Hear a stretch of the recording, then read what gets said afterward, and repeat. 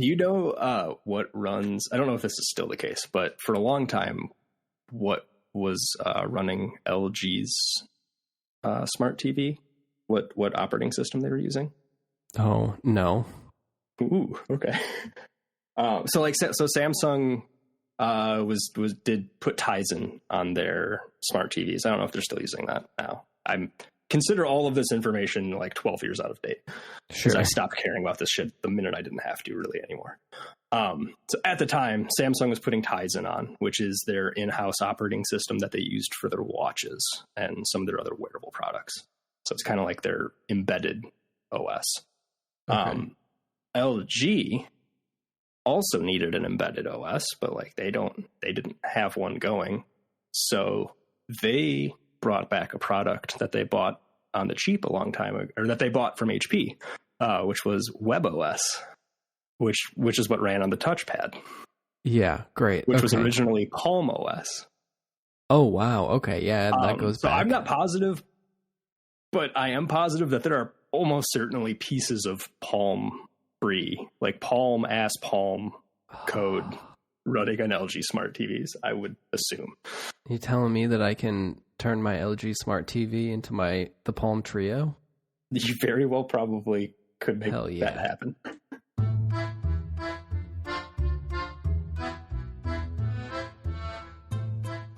Anyway, welcome to Codex. I think this might actually be an intro because it's a little indicative of what I'm going to turn this into, and you're here for it as well, so I'm sorry. I'm Logan. I have my co-host Phil with me today, as always. Hello. So this is going to be a little different. So normally we talk about like some lore stuff, either in a game or a movie or something like that, some piece of media. But I consume a lot of nonfiction, primarily nonfiction, and like a pretty scattered shot, I would say, pretty eclectic mix of stuff. And I have to tell people about it. Yeah. Most of it's sad, and we're not going to talk about really any of that. I promised you that quite a while ago that I wouldn't like. That was in the mission statement of the project. No buggers. Yeah. It's just like, well, we've got Dan Carlin doing that. We don't need me to. He's got a better voice for it anyway. So yes, other people are doing that. But occasionally, those types of shows, I will run into some tidbit that is just neat. And I have to tell people about it. So we are going to call this segment Infodumping. This will be semi-recurring, hopefully. Have you encountered that term before I mentioned it for this, or no? It feels like something that I have heard in just like the amalgam of being a person who works in knowledge work, but I can't place it as a thing that I have like run into that often. Cool. So I did no research on this at all. But the first time I came across it was in like neurodivergent spaces online. Okay. Like ADHD, autism, those kinds of things. Groups of people predisposed to consuming large amounts of kind of scattershot information. And then you just gotta tell somebody about it. Yeah. Okay. Yeah. And usually it's just like someone just giving you all of the 40K lore when you ask a very surface level question. Like, this is what happens when you ask the wrong person the wrong question. They're like, actually, I have been waiting 20 years for me to relay the precise differences between wet and dry harvesting of cranberry bogs, which maybe we'll cover that one day. I don't know. But not today. Today, this is going to be something different. And as it's kind of our first one, we're going to sort of transition out of our regular format and into this by talking about some game stuff to start with, and then bringing that into a really weird thing that happened in the real world that I still can't believe no one told me about. So, how much you know about money? Like besides it being a construct? Yeah, that's what we're going with. I think that's probably going to be a trend with these episodes, is we are going to be talking about like weird social constructs a lot, either directly or indirectly, because those things fascinate me for probably obvious reasons. Yeah. So I'm not really sure how much background to do here. Money's not real. We'll start with that. Like, $1 is $1 because we've all decided it's $1. And that's because it's super useful. And sometimes you have things that I want, but I don't really have anything you want. And that's what dollars are for.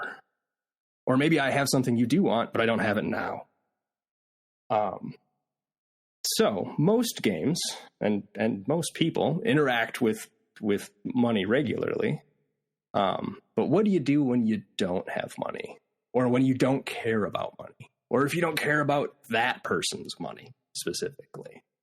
Like trading? Is that kind of what you're getting at? Yeah. We're gonna talk about bartering today. Oh, nice. Okay. So you and I have kind of been dancing around this episode for a while as we've been starting this whole thing up. So you know a little bit about what we're going to cover today, mostly the game things. You don't know the real world thing. Correct. But I want to start with Metro 2033, which is a game and a book and it's a whole thing that we will probably, I'm going to play it again. So yeah, we're going to cover Metro more because it seems like good fodder for this show. Yeah. Have you played through any of Metro? I know we talked about it a bit. I feel like you said no.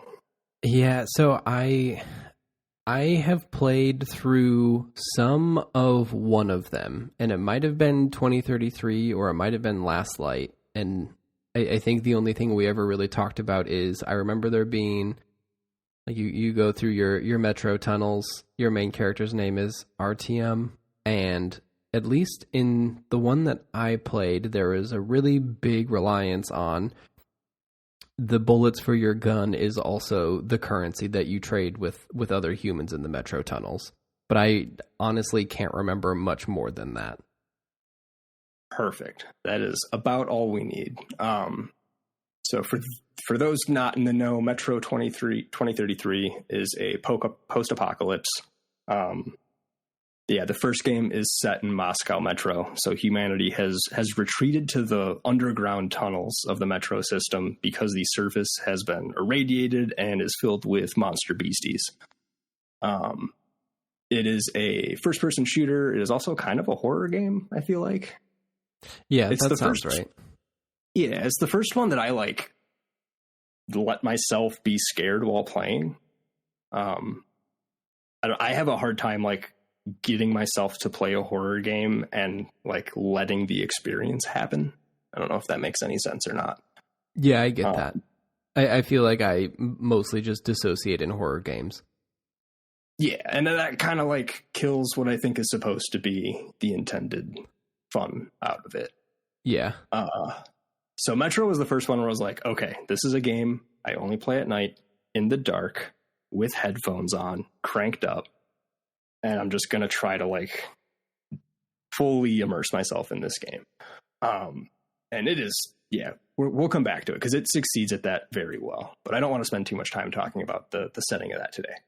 But what we are going to talk about is the bartering. So yeah, as you stated, the primary currency is actually military grade rounds, referred to as MGRs in the game. Obviously, bullets are super useful in this post-apocalyptic setting. They do more damage, the MGRs do, than like the dirty bullets that you find or can produce yourself. They're used as a currency both because of that utility and because there's no infrastructure to make more of them.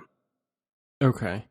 So like that makes sense. They're very difficult to counterfeit because you just don't have, a full-on factory and like clean supply chains in the post-apocalypse. So with bartering, let's see, I pulled up the wiki here. It looks like they average like a 5-to-1 or a 10-to-1 value compared to the clean rounds. So in the game, this means you have to make like choices between using your high damage rounds on their own or selling them for either like medical supplies or other ammunition. And it creates this really interesting tension where you don't want to be shooting your money, but sometimes you have to be shooting your money. It's funny. I feel like I was trying to think. I just ran into a game recently that had that. Oh, I'm not going to remember what it was, but you could basically put on a special suit of armor, and instead of shooting bullets, it would shoot all of the money that you have. But I feel like it's always a gimmick when it's in other games. And I remember specifically in Metro, it was very much like, no, this is like a core tenet of the game. Like, this isn't like a fun different thing you can try out. Like, this is part of the atmosphere and the world that we are building here. Yeah, I don't know if you are familiar with the term bullet economy, but it gives it like a real double meaning. Yeah. Okay. We will cut to the second reason that I've encountered bartering in games is old school RuneScape, which, man, I don't know how many episodes we're going to end up talking about RuneScape in. It's going to be a lot. Maybe we'll make like a whole RuneScape primer, because trying to explain RuneScape in passing is impossible. It feels like one of those things that it's going to be, we just have to try to see how long it goes. Like, maybe there's like a ticker on each episode that's just like time to RuneScape, and see how long it takes. See if the average goes up or down. Yeah, just let me... I almost think you just give me like 2 minutes per episode to just kind of spin my wheels and burn myself out, and people can hit skip 4 times. This is the RuneScape section. Yeah. So we're not going to talk like too deeply about it. RuneScape is MMO fantasy RPG. There's your standard gold pieces are available in the game. So it has a full-fledged currency that is functional, and we will spend maybe multiple episodes talking about the economics of RuneScape, because it's Eve levels of weirdness. For today's purposes, we're just going to kind of touch on another reason bartering can persist, and that's when you're doing things like outside of the limitations of the currency system. So old school RuneScape runs on 32-bit signed integers. Does that mean anything to you? No, it does not. Cool. So in binary, a 32-bit signed integer can go anywhere from, we're going to round because it doesn't matter, negative 2.1 billion to positive 2.1 billion. Okay. So any value can be in between those two numbers inclusively. Okay. If you try to go past that, the game freaks out and it doesn't understand it. And that causes all kinds of weird issues in all kinds of systems. Like any computer thing anywhere has to deal with integer overflow problems. Okay. But in this case, in old school RuneScape's Grand Exchange, their like kind of auction system, that means you can't sell an item for more than 2.1 billion gold, because it doesn't go any higher. That's as big as the button goes. You can't make a number bigger than that, because the computer literally cannot fathom a number one bigger than that. Okay. It doesn't exist. So sometimes you have to trade items manually when they're worth more than that. And there's like a whole black market system for how much an item is worth when you can't value it in like the standard gold methods. Okay, and wait. Go ahead. So there are items in this game that are worth a certain amount of gold that is larger than the amount of money that you can trade within the game. Like somehow, okay, so somehow the economics of the game have just like run away, or is that like, so it has a fully functioning economy to a large degree. So the prices for items in RuneScape, if they're sold in a shop by an NPC, then that is going to be set by the the devs. Wow, my brain turned off for a second there. Just completely blacked out. That's going to be set by the developers. There's another limiting factor, which is the high alchemy value. And that is a spell you can cast, which just turns an item into gold pieces. Okay. So that provides a floor. So you're typically not going to see an item drop below its high alch value plus the cost to cast that spell. Because at that point, you can just turn a thing into gold. Yeah. So if we have a shield, a rune square shield or something, we'll just give it a high alch value of 10,000 gold pieces. You're not going to find someone selling them for 8,000 gold pieces because they would just turn it into 10,000 themselves. It takes a second, and it costs like 200 gold to cast that spell. Okay. So that kind of provides a floor, but there's not really a ceiling. Okay. So if you have an item that is incredibly useful, and or typically both incredibly rare, then the price is whatever someone's willing to pay for it. Right. Okay. Yeah. So the Grand Exchange is specifically like a player to player marketplace. Exactly. Okay. Yeah. So you put in, I take my item, I shove it in a box, and I say, I'm going to set a price of 105,000 gold pieces on it. Mm-hmm. And if you, as a different person, have a buy offer in for that amount or for more, then that trade happens automatically through the back end of the system. Okay. And I get your gold and you get my item. And now there's a tax and a little bit gets cut off the top. And maybe we'll go through inflation and RuneScape someday and try to explain all of that. But if I'm trying to sell you something that the community, we as a group have decided is worth 3 billion gold pieces. Yeah. You're SOL. You got to have another method. I can't do it in the exchange. Exactly. Yeah. Okay. But that also means like the trackers and all of the systems that monitor the trades on the exchange can't tell either. Oh, it's also, so is it also just a black box? Like it is kinda. Okay. So now it's in Discord. It truly is black market trading. Then. Yes. It is 1,000% black market trading. And we'll get into like how I made all my money flipping items on the exchange and how like trading off of the exchange to not be picked up. But yeah, we'll get into, that'll be a whole other episode.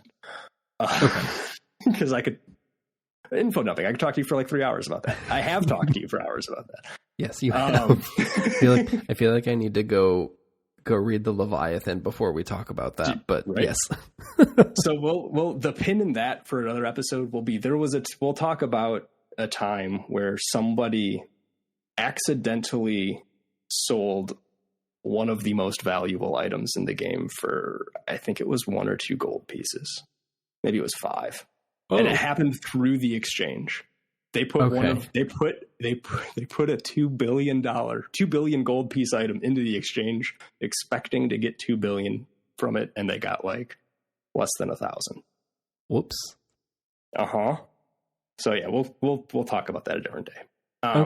That was just mostly to kind of land the concept of bartering in some systems that we've interacted with before.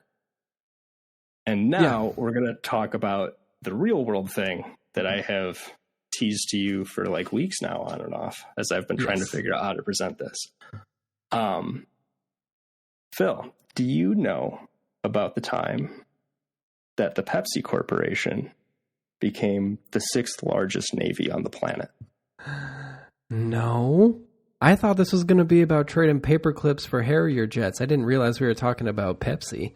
We are talking about Pepsi today. We're talking about Pepsi and the Soviet Union. All right. Okay. I am ready for this. Let's go. Okay. So I wish I had like a ton of deep information to give you here. This is going to be relatively surface level. I first heard about this on the podcast Lions Led by Donkeys, which I would recommend anyone check out if they are not familiar with it.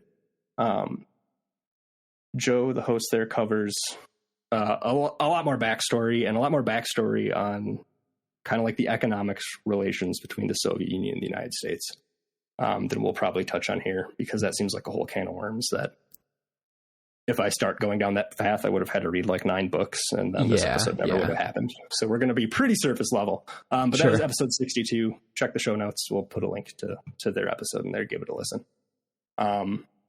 Yeah. So this was as relations were starting to warm up between the United States and the Soviet Union.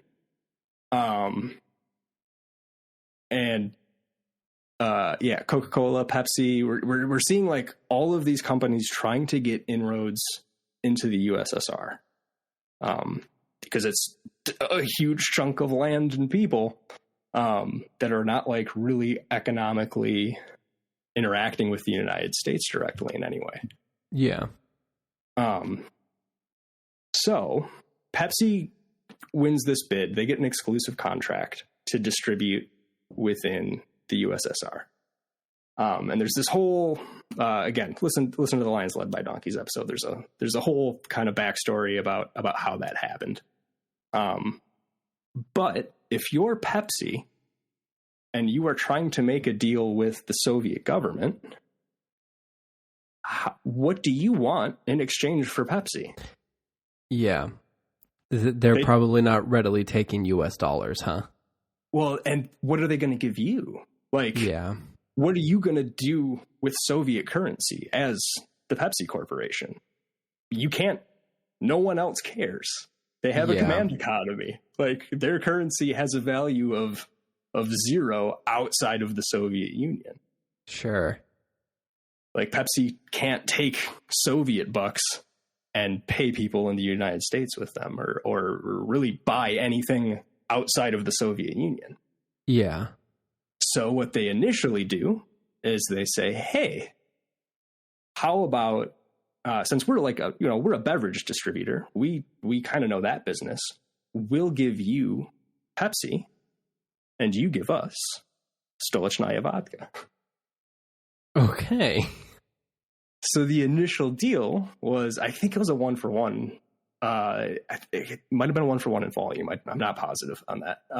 The initial deal was Pepsi was the sole distributor of Stolichnaya vodka in the United States.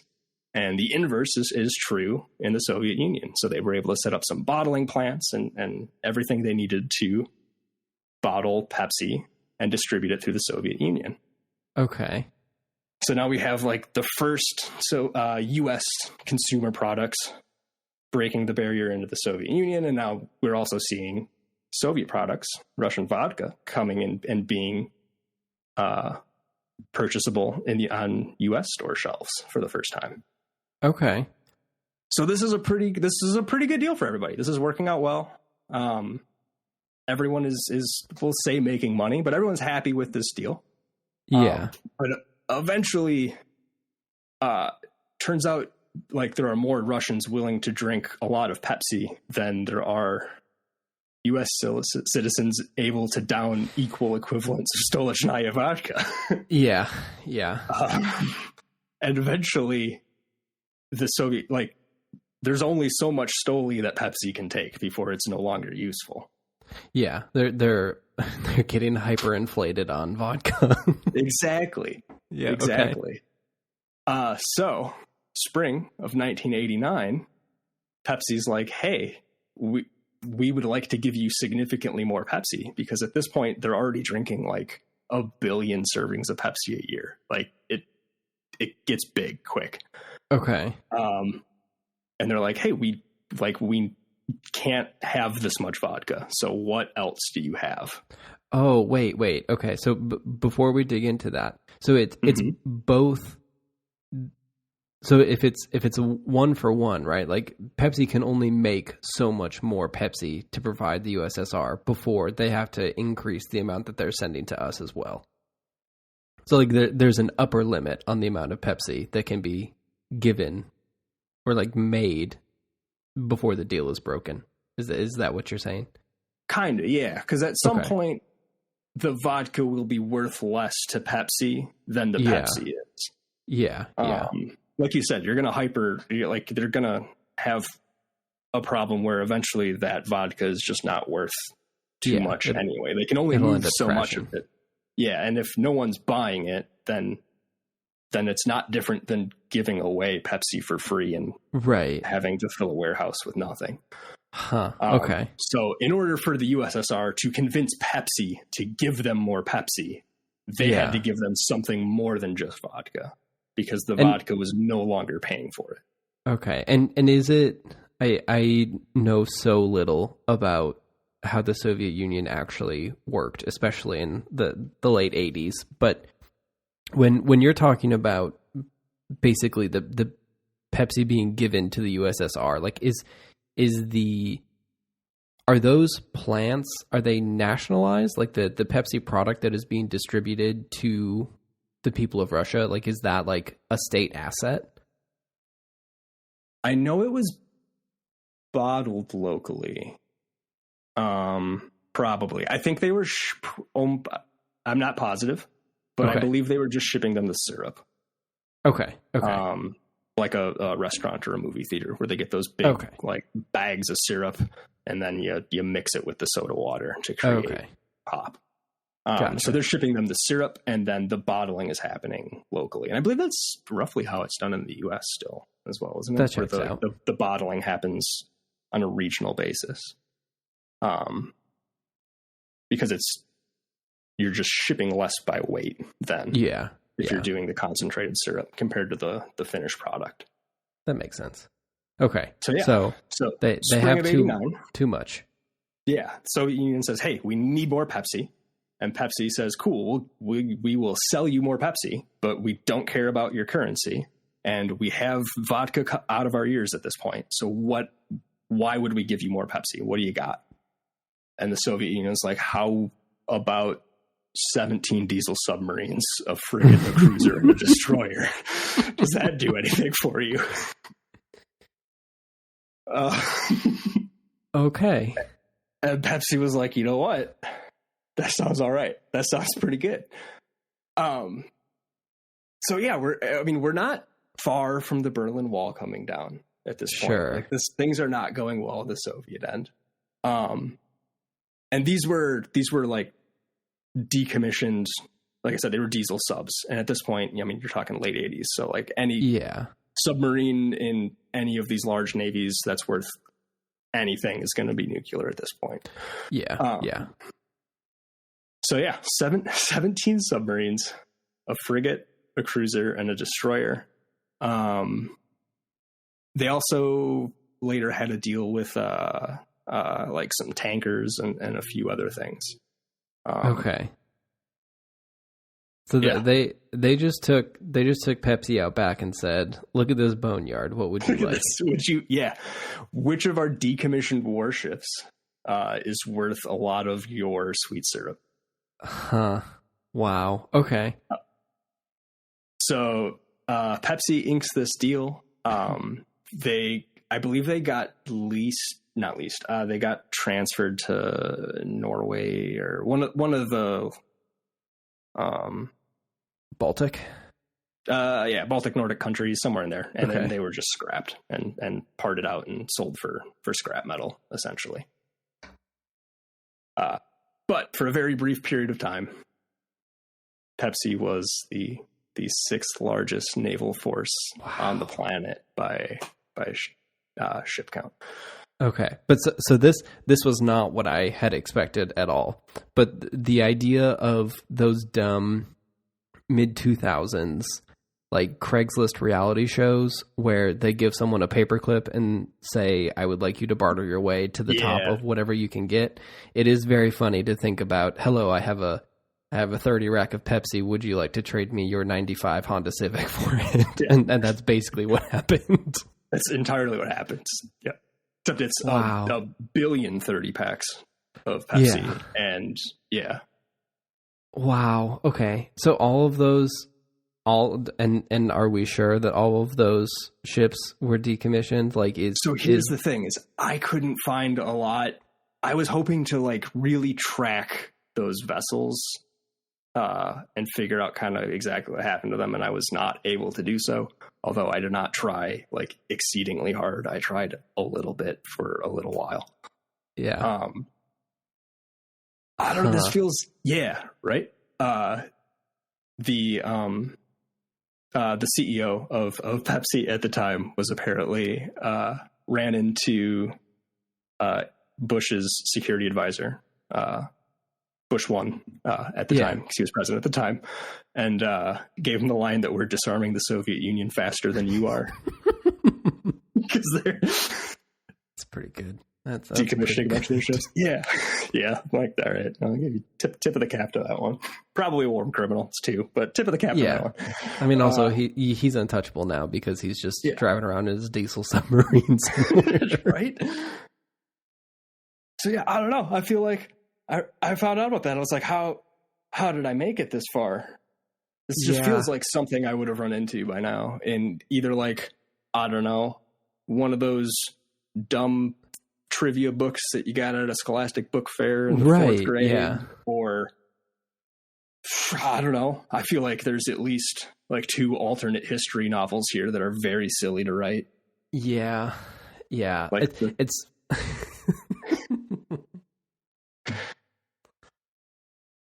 wow. Yeah, I mean that's just alternate history novels. Like, imagine just this entire time we're talking about the Soviet Union and everything. All I'm thinking about is Hunt for Red October. But what if it was Hunt for Red October, except it was a handover of the Pepsi subs? Yeah. Really, and Coke starts dropping depth charges, and like really changes the tenor of that movie if Sean Connery's hat is actually just a jaunty Pepsi cap. Yeah. You just like merge that with Rollerball and it becomes this weird corpo futuristic hellscape. Yeah. Wow. Huh. It's very weird. The other topic that you have dangled in front of my face that I'm very curious about is the whole Pepsi Harrier jet thing. And it really feels like Pepsi for a while there was like, well, fuck it. We can't be Coca-Cola in the United States. So what if we became our own nation? We got a Navy, we've got an Air Force. The Cola Wars. And they're like, all right, let's arm up, I guess. Yeah. Wow. Uh-huh. So, I don't know. It's just a delightful little history tidbit that I have to tell people about. Yeah, that's incredible. I also cannot believe that I didn't know that this was a thing. Right? I was so afraid. I was like, how do I ask Phil about this enough that he knows what I'm getting at, but not enough that I tip my hand in case he has no idea. Yeah, I've never heard of this. This is incredible. Yep. I am going to be spending the rest of the afternoon doing some Googles to see what I can find. I know. This has been just bouncing around my noggin for like a few months now. That's incredible. Good job keeping a good secret. So there is our first episode of Info Dumping. I don't know if they'll tie into game stuff every time. We'll do, the Pepsi Harrier jet thing we'll probably cover at some point. That's going to be like us sitting down and talking about contract law, which is only interesting to me and like 4 other people, and I'll probably do a bad job of it. So who knows if that'll happen, but perfect. I think it's neat. I'll just be over here really excited about Harrier jets. Yeah. I mean, we could just talk about Harrier jets for a while and then like watch True Lies, maybe, because that's a great. That's what I thought of immediately. Maybe we could. I'm going to watch Red October now, probably this upcoming week, because it's a perfect film. It's a good movie. Yeah. But yeah, so we'll do the Harrier jet. I think the third wave is going to be next. That one's going to be a little darker. That one's going to be right on the edge, I think, of how dark can we go with info dumping before I'm not allowed to talk about it. Again, that's the California high school experiment in fascism. Oh, yes. Yes. It doesn't get more violent than like a bar fight. Okay, well that's already more violent than I thought it got, but I guess I could have expected no direct deaths that I can trace specifically to the experiment. Okay, how about that? I feel that's something. I feel mostly comfortable saying that. Okay, we'll work with that. But yeah, so until then, I'm Logan. Yeah, and I'm Phil. And this has been Infodumping. Yeah, if you like the show or the idea, or you've got something that's kind of like clawing at the back of your brain that is very similar to, man, how did I make it my entire life without knowing Pepsi had a naval force? Just go over to the website, gordonhamburger.com, and there's the contact tab for show ideas and stuff. Just shoot us a message. Otherwise, yeah, like, subscribe, rate, review, you know, all the internet things. And we will see you next week. Not very long ago, America introduced Pepsi to the Soviet Union. And while it may be just a coincidence, a lot of refreshing changes have taken place ever since. Pepsi, a generation ahead. Юрочка, не бери в голову. Give me a ping, Vasily. One ping only, please.